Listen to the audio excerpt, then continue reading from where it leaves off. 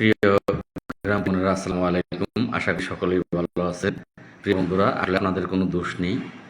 দোষ আমার, ভুলটাও আমার এবং অপরাধটাও আমার, কারণ আমি আপনাদেরকে বোঝাতে ব্যর্থ হচ্ছি। বেতন বৈষম্যের দাবিতে যেই আন্দোলন আমরা করেছিলাম, সেই আন্দোলনে আমি একা না, আপনারা অনেকেই উপস্থিত ছিলেন। হয়তোবা সৌভাগ্যক্রমে ভাগ্যের বিষয়, সেখানে নেতৃত্ব দিয়েছিলাম আমি।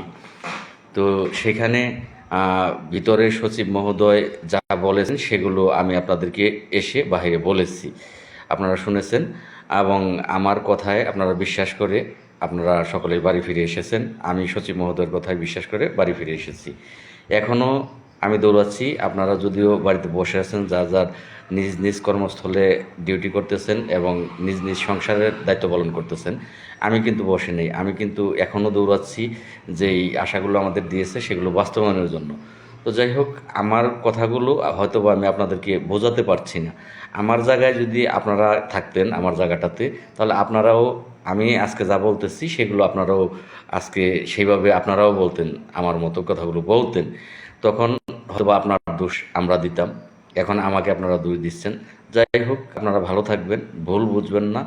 আমি হয়তো বা আপনাদেরকে আমার মনের কথাগুলো, আবেগগুলো বোঝাতে সক্ষম হচ্ছি না। ধন্যবাদ সকলকে।